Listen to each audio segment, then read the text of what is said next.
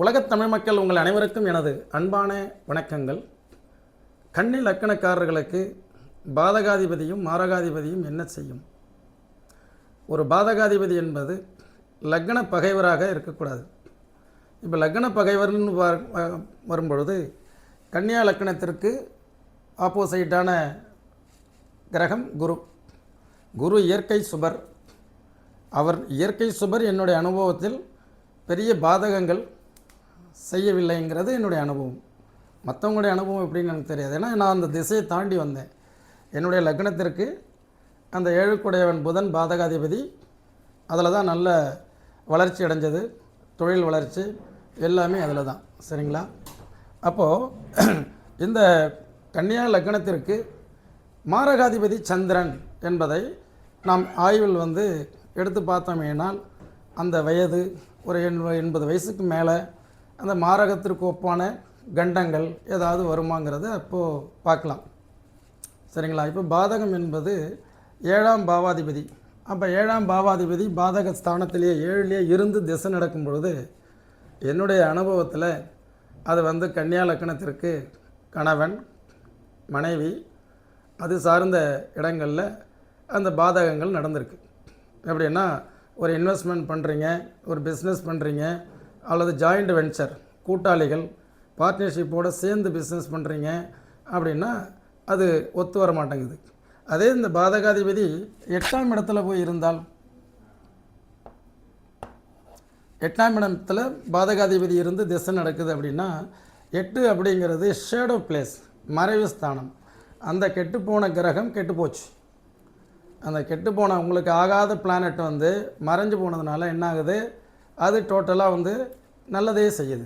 இது என்னுடைய அனுபவம். நிறைய பேருக்கு நான் அதை பார்த்துருக்கேன். அது என்னுடைய அனுபவம்.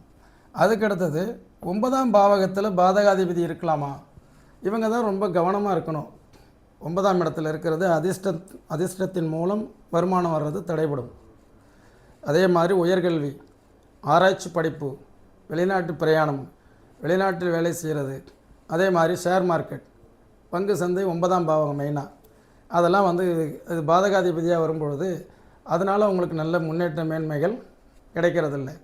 அதுக்கு அடுத்தது பார்த்திங்கன்னா அப்பா வழி உறவு, அப்பாவுடைய சொத்து, அப்பாவோட சேர்ந்து பிஸ்னஸ் பண்ணுறது, இதெல்லாமே. அடுத்தது 10ஆம் இடத்தில் தொடர்பு.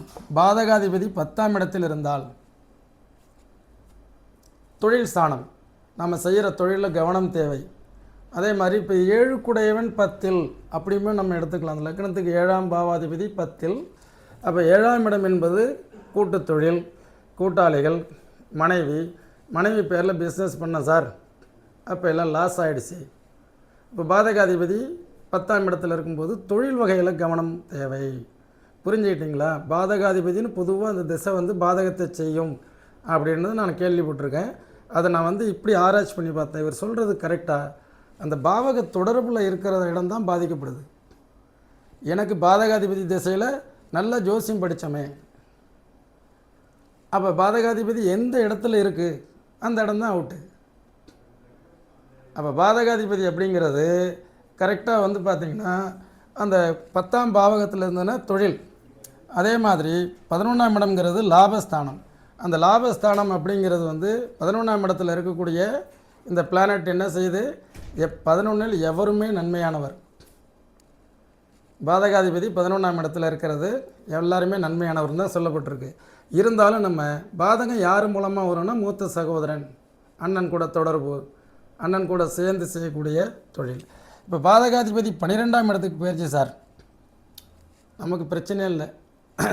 அந்த மாதிரி இருந்து திசை நடக்கிறது. இந்த லக்னத்துக்கு குரு கெடணும்னு சொல்லுவார் என் நண்பர். லக்னத்துக்கு குரு கெட்டாதாங்க நல்லது. எப்படி கெடும்? 6, 8, 12 கெடும், அல்லது நீசமாச்சுன்னா கெடும். சரிங்களா? அது மாதிரி 12ல் இருக்கிறது நல்லது. பாதகாதிபதி 2ஆம் இடத்துல இருந்ததுன்னா எப்படி இருக்கும்? பாதகாதிபதி 2ல். அவள் கொடுக்கல் வாங்கல், பேச்சு, ஆர்குமெண்ட் பண்ணுறது, அது சைன் பண்ணுறது, கையெழுத்து போடுறது, கொலட்ரால் கொடுக்கறது, சூரிட்டி கொடுக்கறது, ஜாமீன் போடுறது, ஃபைனான்ஸ் பண்ணுறது, அதே மாதிரி ஷேர் ட்ரேடிங் பண்ணுறது, இன்ட்ராடே பண்ணுறது, இதெல்லாம் அவாய்ட் பண்ணிக்கணும். 2. 3ங்கிறது பிரச்சனை இல்லை. பாதகாதிபதி 3ல் அது ஒரு ஷேடோ பிளேஸ். அந்த 3ஆம் இடம்ங்கிறது தம்பி, தங்கை, அவங்களோட சேர்ந்து செய்யக்கூடிய தொழில்கள், அதன் மூலம் வரக்கூடிய பிரச்சனைகள். அதே மாதிரி பார்த்திங்கன்னா 4ஆம் இடத்தில் இருப்பது இவங்க பேரில் இடம், வீடு வாங்க. ஒரு சிலர்லாம் வீடு கட்டவே முடியலைங்கிறாங்கல்ல. பாதகாதிபதி திசை நடக்குது, குரு திசை. குரு 4ஆம் இடத்துல தான் இருக்குது. இருந்தாலும் அந்த குரு திசையில் வீடு கட்ட முடியாத சூழ்நிலை. அப்படின்னா வீட்டில் கவனம் தேவை. தாயாருடைய உறவில் கவனம் தேவை. தாயாருடன் சேர்ந்து பிஸ்னஸ் பண்ணுறதில் கவனம் தேவை. அதே வாகனம் வாங்குறது இதெல்லாம் கவனமாக பார்த்து வாங்கணும், இல்லைன்னா ஏமாந்துருவோம். சரிங்களா? அதே மாதிரி இது ஆட்சி வீட்டில் இருக்குது அப்படிங்கிறதெல்லாம் பாதகாதிபதி பவர்ஃபுல்லாக இருக்கக்கூடாது. இதே இங்கே இருக்கலாம், 5ல் போய் நீசமாயிடுச்சு. இருந்தாலும் 5ஆம் இடத்துல இந்த இடத்துல குரு வந்து 7 5 நீசம். அப்போ பாதகாதிபதி நீசமாகிறது ஒரு வகையில் நல்லது. அதே 5ஆம் இடத்தில் இருப்பதால் பிள்ளைகளால் பாதகங்கள், பிள்ளைகள் வந்து தேவையில்லாத வீண் செலவுகள், சம்பாதிச்சதெல்லாம் பூரா பசங்க செலவு பண்ணுறான் சார் சொல்கிறோம் இல்லையா. இதெல்லாம் உன்னிப்பாக கவனிச்சிங்கன்னா அந்த பிள்ளைகள்னால நமக்கு நஷ்டம். பூர்வீக சொத்து, பூர்வீகத்தில் போய் தேவையில்லாமல் இன்வெஸ்ட்மெண்ட் பண்ணி பிஸ்னஸ் எல்லாம் ஆரம்பித்து அழகாக வெளிநாட்டிலே வேலைக்கு இருந்திருக்கலாம். பட் அது எல்லாமே என்ன ஆச்சு, ஒரு 5ஆம் இடத்துல இருக்கும்போது அது சமுத்திரத்தில் இருக்குது, மகரத்தில் அழகாக வெளிநாட்டில் போய் வாழ்ந்துட்டு இருந்திருக்கலாம். பூர்வீகத்தை நம்பி வந்து நஷ்டம் பண்ணிட்டேன் பார்த்தீங்களா. அதே மாதிரி இந்த பாதகாதிபதி குரு 6ஆம் இடத்தில் நிற்கும் பொழுது, 6ஆம் இடம்ங்கிறது சத்ருஸ்தானம், மறைவு ஸ்தானம், ஷேடோ பிளேஸு, அதே மாதிரி நோய் ஸ்தானம். இதனால் நமக்கு எந்த வகையிலையும் பெனிஃபிட் தானே ஒழிய லாஸ் கிடையாது. இப்போ புரிஞ்சுக்கிட்டிங்களா? கன்னியா லக்னம், உபய லக்னம். கன்னி லக்னம் அவங்களுக்கு அதிபதி புதன். உங்களுக்கு இருக்கக்கூடிய அறிவே போதும், மிகச்சிறந்த அறிவு. அப்போ திசையில்ட்டேருந்து நீங்கள் என்ன கடன் வாங்குறீங்க? வாழ்வின் போக்கு. அந்த திசை யாருடைய திசை? குருவோட திசை. குரு என்பவர் யார்? நல்ல வெளிச்சமானவர். ஆனால் உங்களுக்கு என்னவாகிறாரு? ஆப்போசைட்டானவராக ஆகிறாரு. அவரே பாதகாதிபதியாக ஆகிறாரு. ஆக பாதகாதிபதியாக இருந்து எந்த பாவகத்தில் இருக்கிறதோ அந்த பாவக காரகத்துவம் வந்து கெடுக்கும். புரிஞ்சுக்கிட்டிங்களா? அப்பாவுடைய 9ல் இருந்தால் தகப்பனுக்கும் மகனுக்கும், 11ஆம் இடத்துல இருந்தால் அண்ணனுக்கும் உங்களுக்கும், 5ஆம் இடத்துல இருந்தால் உங்களுக்கும் புத்திரனுக்கும் பையனுக்கும், அப்போ 7ஆம் இடத்துல இருந்தால் உங்களுக்கும் கூட்டாளிக்கும் அல்லது நண்பர்களுக்கும். அந்த வழியில் பாதகமான பலன்களை நீங்கள் எதிர்கொள்வீர்கள் அப்படிங்கிறத இனி இதுக்கப்புறம் வாட்ச் பண்ணுங்கள், எதையுமே ரிசர்ச் பண்ணுங்கள். அதே மாதிரி ஆரம்ப நிலை ஜோதிடர்கள், ஜோதிட மாணவர்கள், உங்களுக்கு ஏதாவது நீங்கள் வந்து பலன் உரைப்பதற்கு தடங்களாக ஒரு தடையாக இருக்குது, எனக்கு நடுக்கமாக இருக்கிறது, தயக்கமாக இருக்கிறது, வந்து உட்கார்ந்த உடனேயே அவங்க என்ன காரியத்துக்காக வந்திருக்காங்க, அவங்களுக்கு என்ன வேணும், அவங்களுடைய கேள்வி என்ன மனசில் ஓடிக்கிட்டு இருக்கிறது வரைக்கும் நம்ம ஆராய்ச்சி பண்ணலாம். அது மாதிரி நான் உங்களுக்கு சொல்லிக் கொடுக்க போகிறேன். அதில் விருப்பம் உள்ளவர்கள் இந்த 9842208655 இந்த நம்பரில் வாட்ஸ்அப்பில் வகுப்பு எடுக்கக்கூடிய இது வந்து வகுப்புக்கு அடிப்படை ஜோசியம் தெரியணும் அல்லது அடிப்படை கிரகங்களை பற்றி தெரியணும். ஒரு செஷனுக்கு 1000 ருபீஸ் தான். நீங்கள் எந்த நாட்டிலேருந்து கூப்பிட்டாலும் சரி. ஏன்னா இது வகுப்பு, இது சரிங்களா.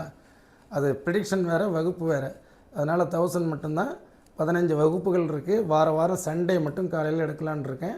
அதை நம்ம விரிவாக அதுக்கப்புறம் நம்ம பேசுவோம்.